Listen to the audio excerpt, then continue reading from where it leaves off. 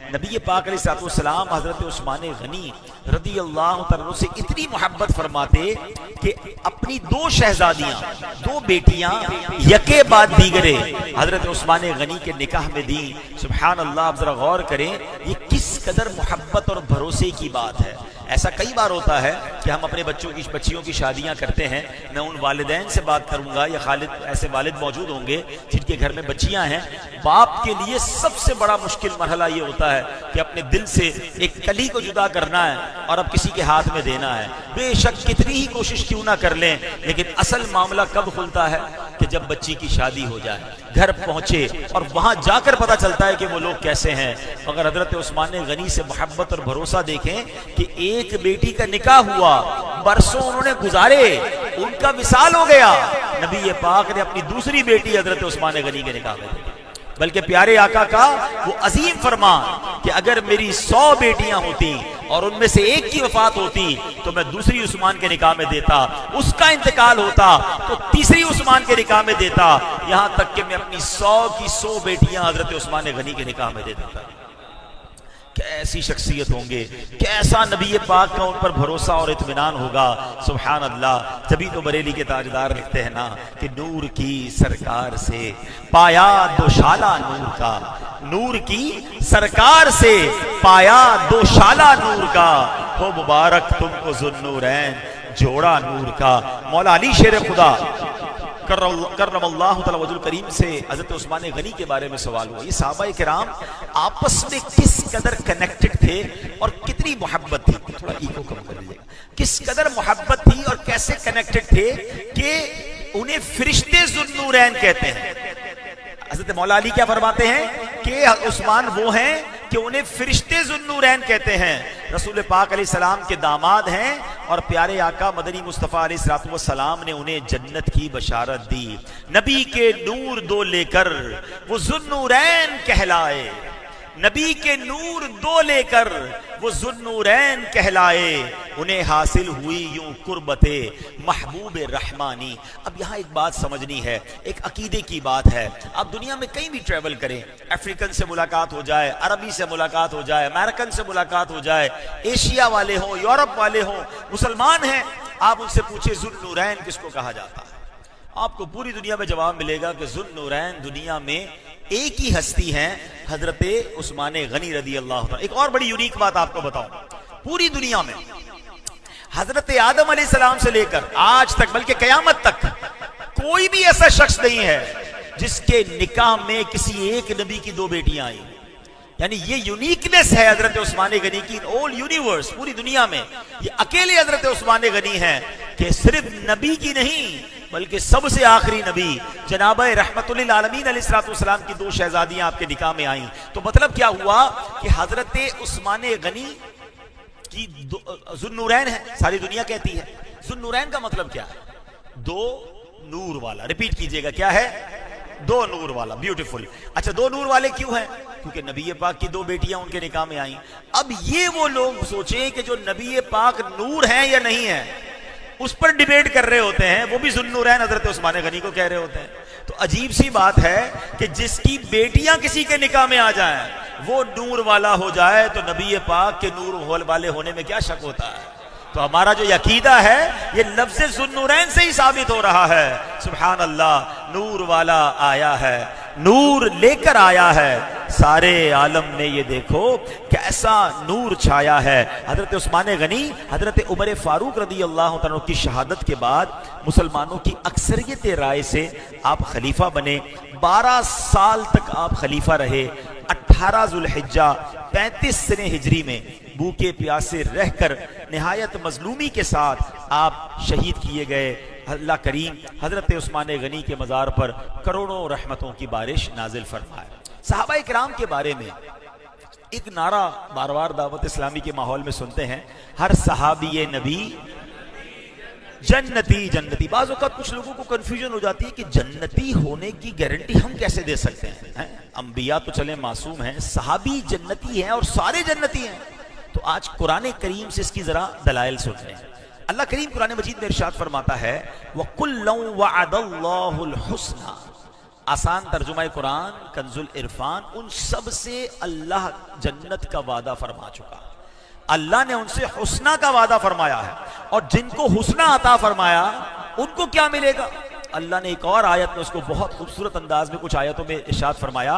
इरशाद होता है, इन्नल्लज़ीना सबक़त लहुम मिन्नल हुस्ना उलाइका अन्हा मुबअदून ला यस्मऊन हसीसहा वहुम फी मश्तहत अनफुसुहुम खालिदून ला यहज़ुनुहुमुल फ़ज़अुल अकबर व ततलक़्क़ाहुमुल मलाइका हाज़ा यौमुकुमुल्लज़ी कुन्तुम तुअदून।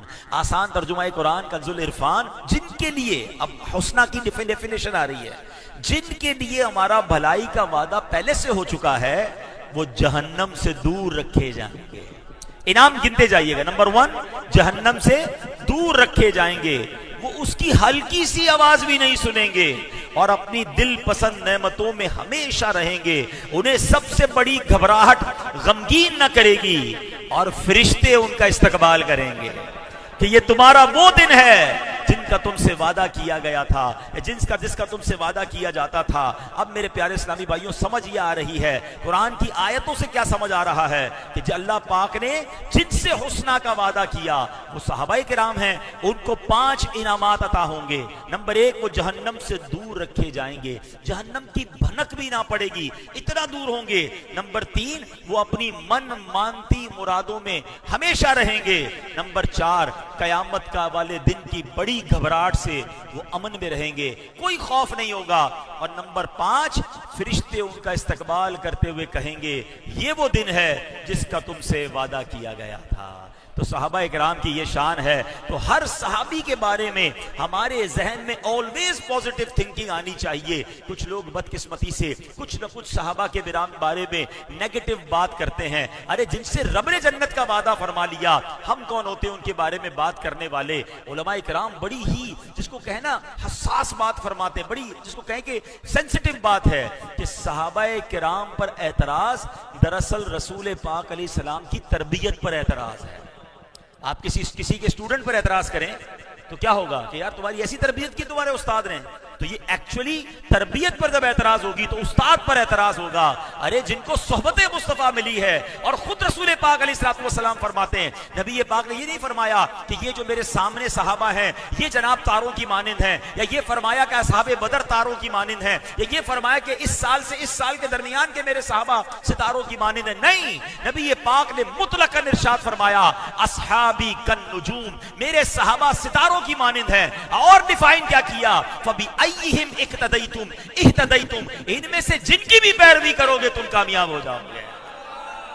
अल्लाह अकबर, ये कैसा वास्ट ऐलान है, कितना वाज़े ऐलान है। ईच एंड एवरी सहाबी जो है उसकी पैरवी की जाए, किसी भी सहाबी की पैरवी करोगे तुम कामयाब हो जाओगे, तुम फलाह पा जाओगे। अल्लाह अकबर। तो हर सहाबी रसूल से हमें मोहब्बत और प्यार और अकीदत होनी चाहिए। और हमें सहाबा से प्यार क्यों है? हमें रसूल पाक की वजह से उनसे प्यार है कि वो मेरे आका के साथी हैं और नबी पाक उनसे मोहब्बत फरमाते। बल्कि हदीसों में ये इरशाद मिलता है जिसका मजमून है कि मेरे बाद मेरे सहाबा के लिए बुरा कहने से अपनी जबानों को रोकना है, मेरे बाद मेरे सहाबा के बारे में बुरी बात नहीं करनी है। ये वाज़ेह हदीसें मौजूद हैं। तो ऑलवेज बी पॉजिटिव अबाउट सहाबा किराम। और बिल्कुल इसी तरह अहले बैत अतहार, सुभान अल्लाह, वो भी हमारे ईमान के इमाम हैं, उनसे मोहब्बत भी हमारे ईमान के लिए जरूरी है। और नबी पाक अलैहिस्सलाम ने अपनी आल के बारे में फरमाया कि इस हदीस पाक का खुलासा है कि मेरी आल मेरी उम्मत के लिए कश्ती नूह की मानिंद है। यानी जो इस कश्ती में सवार हुआ था, हजरत नूह की कश्ती में जो लोग सवार हुए वही पार लगे ना, बाकी तो गर्क हो गए। तो फरमाया जो कश्ती नूह में सवार हुआ वो पार लग जाएगा। अल्लाह अकबर। अब जरा गौर कीजिए, सहाबा के बारे में क्या फरमाया? वो सितारे हैं। और अपनी आल के बारे में क्या फरमाया?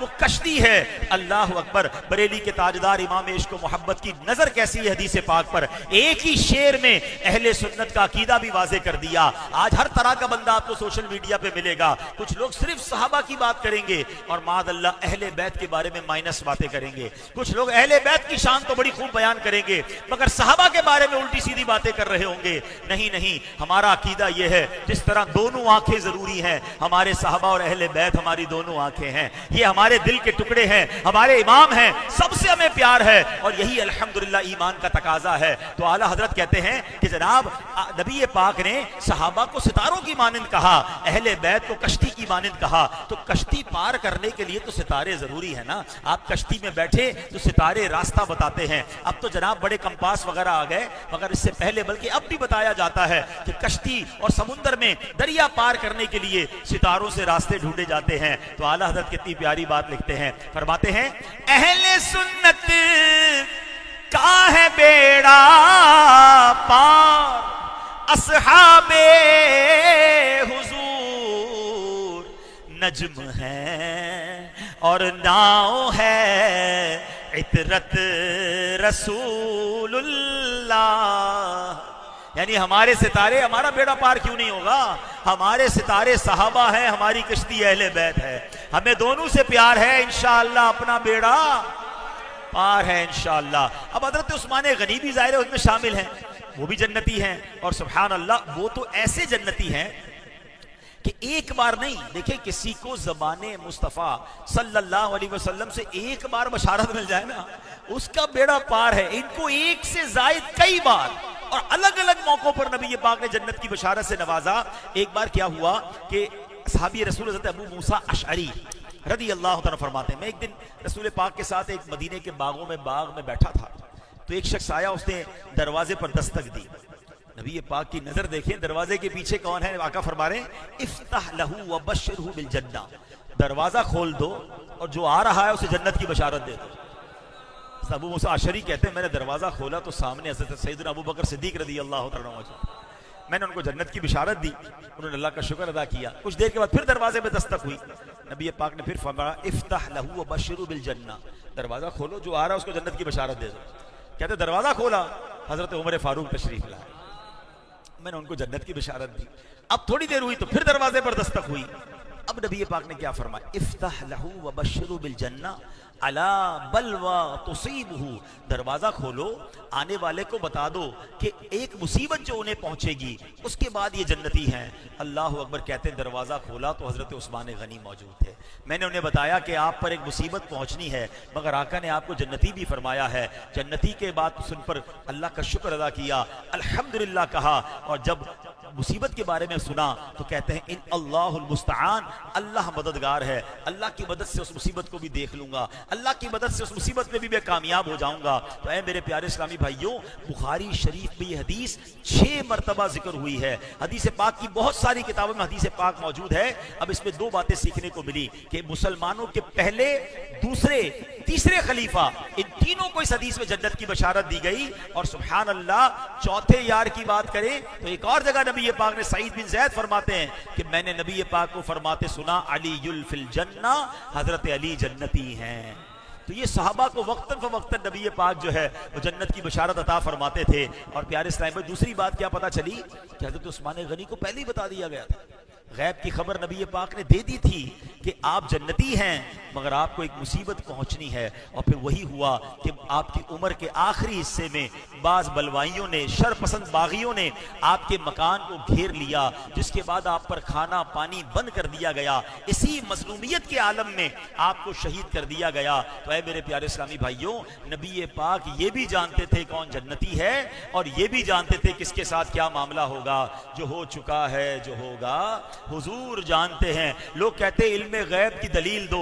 बुखारी शरीफ में ये हदीस 6 मकामात पर मौजूद है कि आका दरवाजे पर कौन आ रहा है ये भी जानते हैं। सिर्फ जन्नती कहना आसान नहीं है, पहले ये कंफर्म होगा कि ये ईमान पर इसका खात्मा होगा। अल्लाह अकबर। नबी पाक ये भी जानते हैं कौन आ रहा है, ये भी जानते हैं कि इनका ईमान पर खात्मा होगा, और ये भी जानते हैं कि कयामत के दिन इन्हें जन्नत में दाखिल किया जाएगा। हाय हाय हाय, और कौन सी दलील चाहिए? इस कदर वाज़े हदीसें मौजूद हैं। सुभान अल्लाह। एक बार नबी पाक अलैहिस्सलाम फरमाते हैं कि मेराज की रात मैं जन्नत अदन में दाखिल हुआ। अपने सफर मेराज का जिक्र फरमा रहे हैं।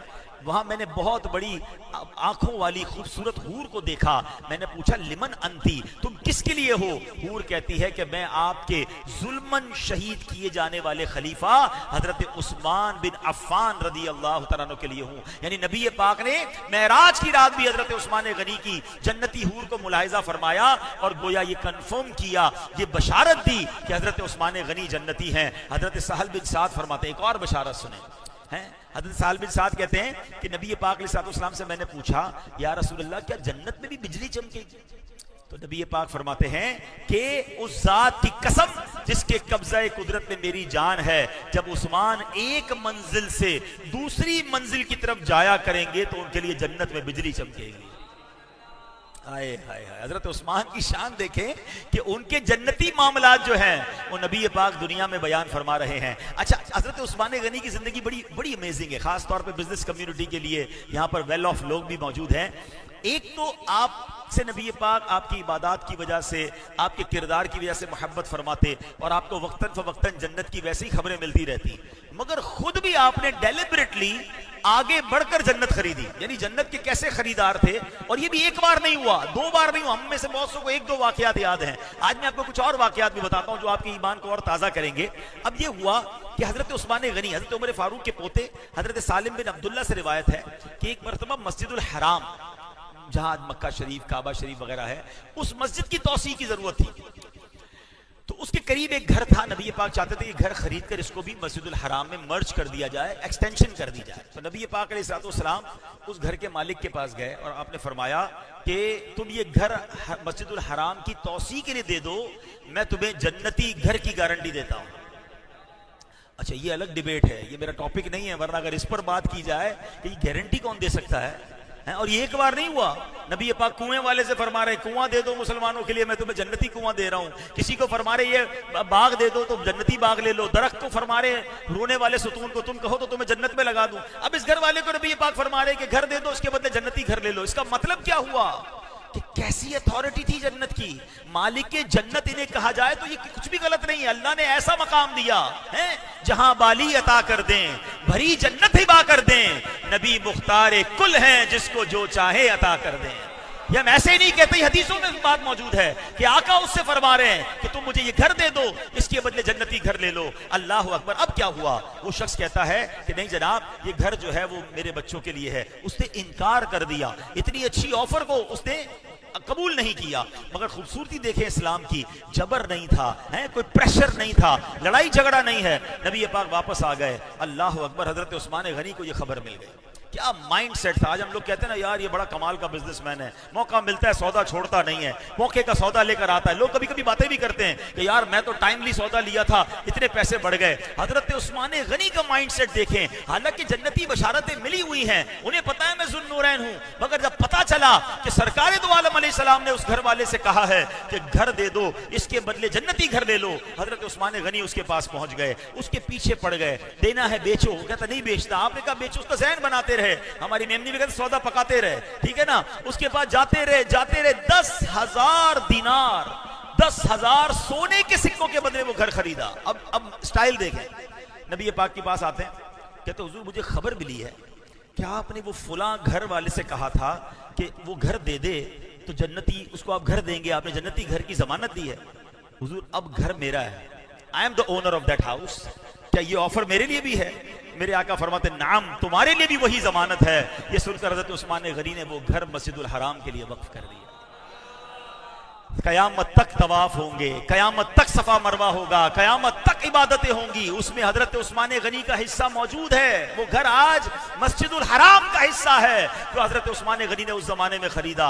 और ये एक बार नहीं हुआ, मस्जिद नबवी की तौसी का मौका आया, एक जमीन का टुकड़ा था, नबी पाक फिर इसी तरह आपने ऑफर दी एक शख्स को, ये टुकड़ा, ये प्लॉट मुझे दे दो, जन्नती घर ले लो। उस बंदे को मना कर दिया। हजरत उस्मान गनी को मालूम हुआ, वो प्लॉट खरीदा और खरीद कर मुसलमानों के लिए वक्फ किया, एक और जन्नती घर हासिल किया। अल्लाह अकबर। एक बार मदीना पाक में बनु नज्जार के खजूरों का एक बाग था। नबी पाक ने फरमाया कौन है जो इस बाग को खरीद कर मस्जिद बना दे? सुभान अल्लाह। उस वक्त हजरत उस्मान गनी ने पहल की, वो बाग खरीदा, मस्जिद बनाया और नबी पाक अलैहिस्सलाम ने उनसे जन्नती बाग का वादा फरमा लिया।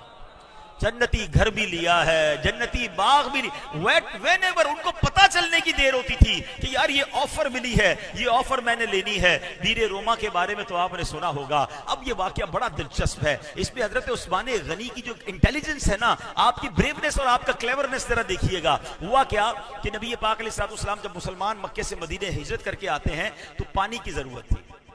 अब एक मीठे पानी का कुआं था। अरब में अब भी पानी का प्रॉब्लम है, आपको पता है, चंद ही जगह पर मीठा पानी है, वरना इंपोर्ट होता है या फिल्टर होता है। उस जमाने में तो पानी नहीं था। एक कुआं था पानी का, प्यारे अकाली वो बंदा पानी बेचता था, रोजाना पानी लोगों को जो भी भरने आता उसको पैसों से देता था। तो नबी पाक अलैहिस्सलाम ने उससे फरमाया कि ये कुआं मुझे दे दो, इसके बदले जन्नती कुआं लो। अच्छा, मुसलमान थे भी गरीब, पैसों की तो बात होती नहीं थी, आका जन्नत बांट रहे थे। अच्छा, वो शख्स कहता है मेरी बच्चों की रोजी रोटी का मसला है, मैं कैसे इसको सेल कर दूं। हजरत उस्मान गनी को लग पता गया कि ये तो जन्नती कुएं का सौदा है। हम कहते हैं यार बड़ा जबरदस्त सौदा लेकर आए, नई सोसाइटी लॉन्च हुई, पहले ही मैंने प्री लॉन्च बुक कर लिया है।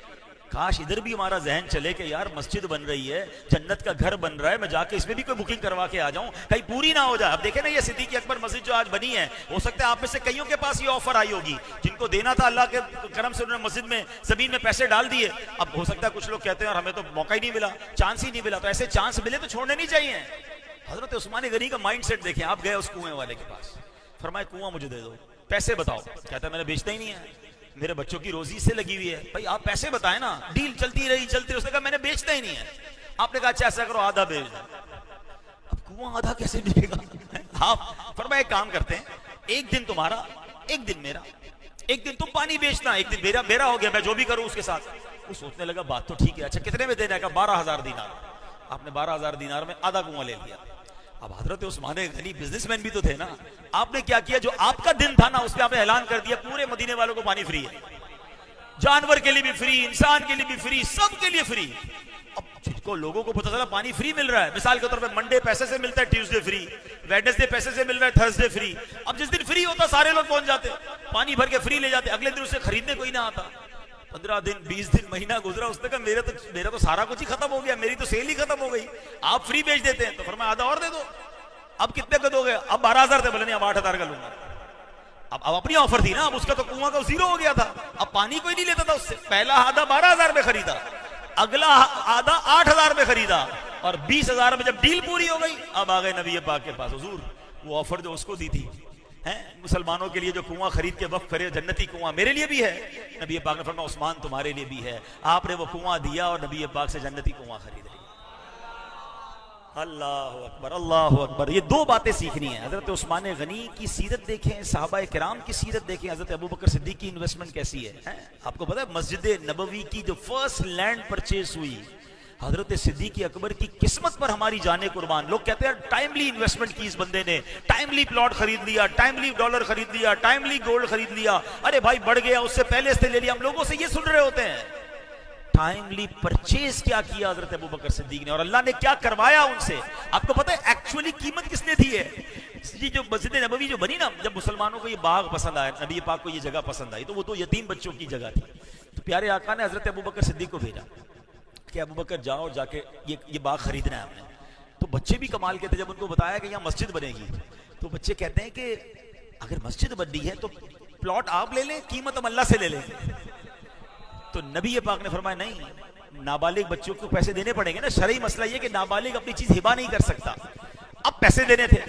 तो हजरत सिद्दीक अकबर और नबी पाक का आपस में प्यार ऐसा था कि प्यारे आका अलैहिस्सलाम हजरत सिद्दीक अकबर का माल ऐसे खर्च करते थे जैसे अपना माल खर्च करते थे। तो सिद्दीक अकबर के माल से नबी पाक ने यह प्लॉट खरीदा, और आज कयामत तक, सुबह कयामत तक जितनी मस्जिद नबवी में नेकियां हो रही हैं, वो सब का सवाब सिद्दीक अकबर रज़ी अल्लाह तआला अन्हु, हजरत उस्मान गनी ने भी शामिल कर दिया। आपने उन्होंने भी प्लॉट दे दिया उसके अंदर। तो ये वो माइंड सेट है जो मैं अर्ज करना चाह रहा हूं, जो आज सीखना है। देखें आज हम सारे इज्तिमा में आए, बड़ा मजा आया, बड़ा अच्छा बयान हुआ, उसके बाद बिरयानी भी बहुत अच्छी थी, बड़ा अच्छा मस्जिद में प्रोग्राम हो। No, what we get from that, हमने इस प्रोग्राम से उससे सीखा क्या?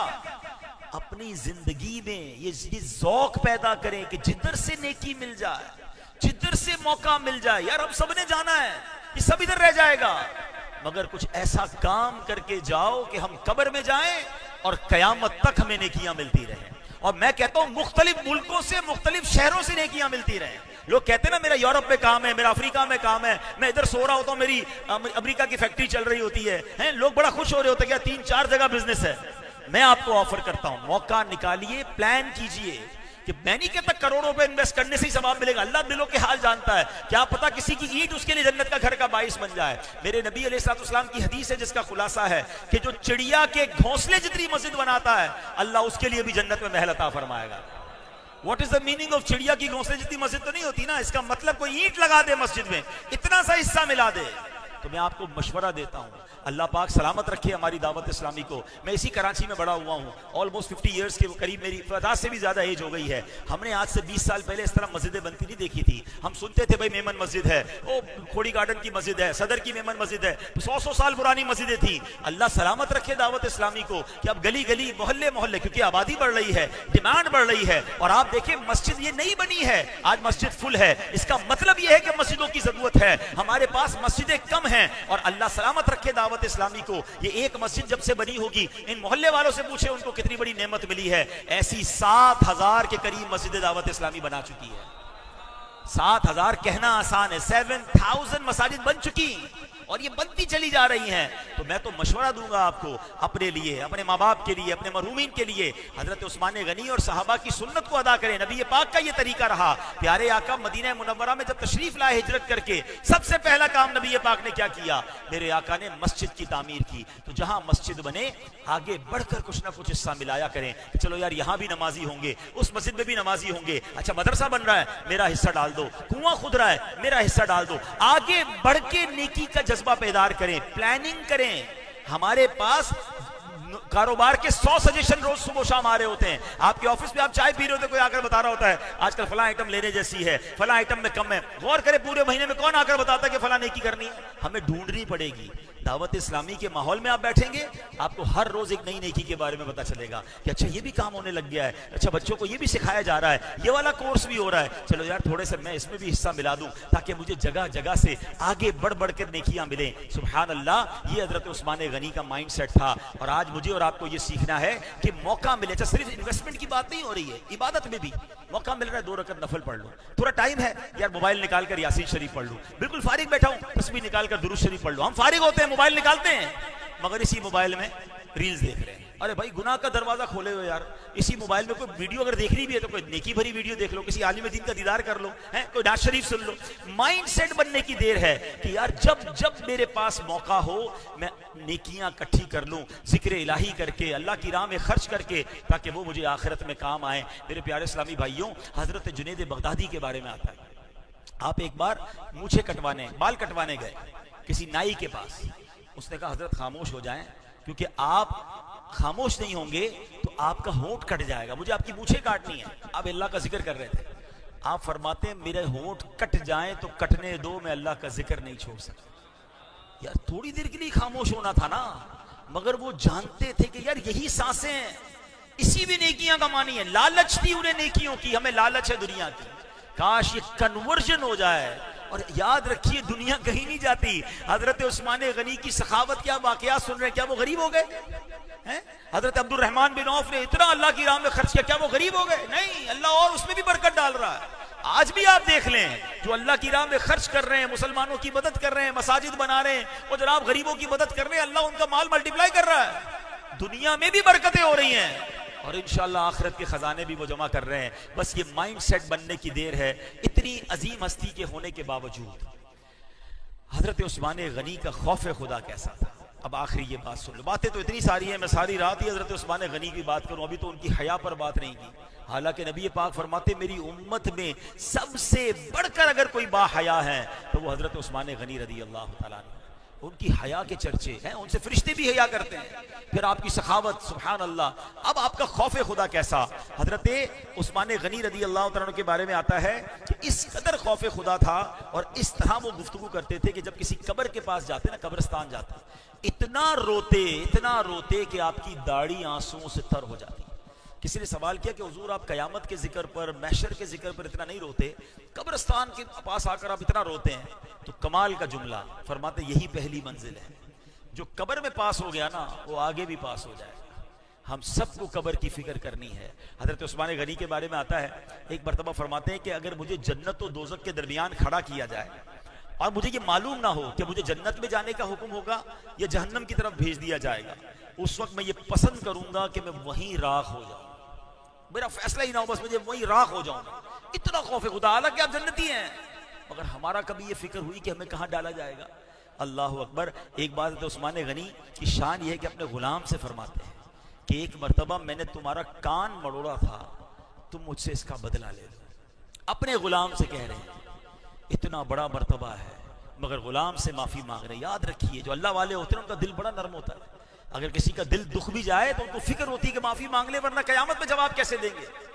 मगर आज हम सेठ होकर नौकर से माफी मांगेंगे, हम शौहर होकर बीवी से माफी मांगे, हम बाप होकर बेटे से माफी मांगे, कैसे हो सकता है? हम अमीर होकर गरीब से कैसे माफी मांगे? मांगनी पड़ेगी। अगर जुल्म किया है, ज्यादती की है, दिल तोड़ा है, तो आज मांग लो, वरना कयामत के दिन जालिम का गरीबान होगा और मजलूम का हाथ होगा। अल्लाह मजलूम के साथ होगा। जिसके मुंह में दो आता है बकी जा रहा है, गालियां निकालते हैं लोग, जलील कर रहे होते हैं। गरीब आदमी बेचारा, बाज़ औक़ात तो मुलाजिम रोज सेठ की गालियां सुन रहा है, क्या करे, नौकरी कहीं और मिलेगी नहीं, चंद बातें सुनी लो यार भाई, घर भी तो चलाना है। एक भाई से कुछ दिनों पहले किसी ने पूछा है कितनी सैलरी कितनी है, शायद 80,000 रुपये बताया उसने, 80,000 तनख्वाह है। तो उसने कहा 80,000 तो अच्छी तनख्वाह है। तो कहता है 40,000 काम करने की है, 40,000 गालियां सुनने की। सुबह शाम गालियां देता है मेरा सेठ, तनख्वाह अच्छी देता है इसलिए छोड़ नहीं रहा हूं। मगर उसका दिल कितना डूबता होगा। सेठ सोचता नहीं कि हमारे सामने कौन है, वो भी अल्लाह का बंदा है। हदीस पाक याद कर लीजिए, मन आज़ा मुस्लिमन फकत आज़ानी। आका अलैहिस्सलाम फरमाते, जिसने किसी मुसलमान को तकलीफ दी वो ऐसा है कि जैसा उसने मुझे तकलीफ दी। आगे सुनिए, फरमा वमन आज़ानी फकत आज़ल्लाह, और जिसने मुझे तकलीफ दी तहकीक वो ऐसा है जैसे उसने रब को तकलीफ पहुंचाई। किधर से जवाब देंगे? जो मुंह में आया, जो दिल में आया, मैं अमीर हूं, मैं ताकतवर हूं, मैं मशहूर हूं, मैं जनाब नामवर हूं, मैं किसी को कुछ भी कह दूं उसका कुछ नहीं होगा। नहीं, आपको अपनी बीवी के साथ भी ज्यादती करने की इजाजत नहीं है, अपने बच्चों के साथ भी नाहक बात करने की जो है वो इजाजत नहीं है। अमीर अहले सुन्नत को अल्लाह सलामत रखे, एक बार मदनी मुज़ाकरे में इतनी कमाल की बात फरमाई। आप फरमाते, अगर बाप ने बेटे का नाहक दिल दुखाया है तो बाप को बेटे से माफी मांगनी पड़ेगी। शौहर ने बीवी का दिल दुखाया नाहक, तो शौहर को बीवी से माफी मांगनी पड़ेगी। और आगे बढ़कर एक और स्टेप फरमाते हैं कि अगर पीर ने मुरीद का दिल दुखाया है तो पीर को मुरीद से माफी मांगनी पड़ेगी। हम लोग अनटचेबल बन गए हैं, क्यों माफी मांगू, सब मुझसे माफी मांगे, नहीं। और फिर आगे क्या खूबसूरत इसकी वजाहत फरमाई कि खुद नबी पाक अलैहिस्सलातु वस्सलाम साहबा के सामने फरमाते थे ना, किसी का हक आता है तो मुझसे ले लो। आका अलैहिस्सलातु वस्सलाम जब गुलामों से ये बात कर सकते तो मैं और आप क्या चीज है? हजरत उस्मान गनी ने अपने गुलाम से माफी मांगी कि कान मरोड़ा था, तुम मुझसे बदला लेना चाहते हो तो बदला ले लो। ये है मेरे प्यारे इस्लाम, हमारा इस्लाम। इतना बड़ा मर्तबा, कंफर्म जन्नती, एक बार नहीं, दो बार नहीं, 4 बार नहीं, कई बार जन्नत खरीद ली। मगर खौफे खुदा है, मुसलमानों के लिए नरम दिली है। एक बार हजरत उस्मान गनी की बारगाह में नबी पाक, हजरत उस्मान गनी के पास नबी पाक तशरीफ ले गए इयादत करने। उस्मान गनी जमीन की तरफ मुंह करके लेटे हुए थे। आका ने फरमाया, उस्मान सर क्यों नहीं उठा रहे हो? कहते, या रसूल अल्लाह सल्लल्लाहु अलैहि वसल्लम, मुझे अल्लाह पाक से हया आती है। नबी पाक ने फरमाया, उस्मान हया क्यों आती है? कहा, हुजूर मैं डरता हूं कि कहीं मेरा पाक परवरदिगार मुझसे नाराज ना हो गया। कैसे लोग थे यार, इतनी इबादतें। अभी तो मैंने उनकी शब बेदारी, उनकी तिलावत, उनकी नमाजें, उनकी सादा जिंदगी कुछ भी बयान नहीं किया। मगर इतना कुछ होते हुए भी आंसू हैं, तौबा है, आजजी है, खौफे खुदा है, और हमारे सरों पर गुनाहों का अंबार है और हमारी अकड़ी खत्म नहीं हो रही है। हमको तो लगता है जन्नत का टिकट मिल गया, कोई हज करके आ जाएगा तो पक्का जन्नती हो गया।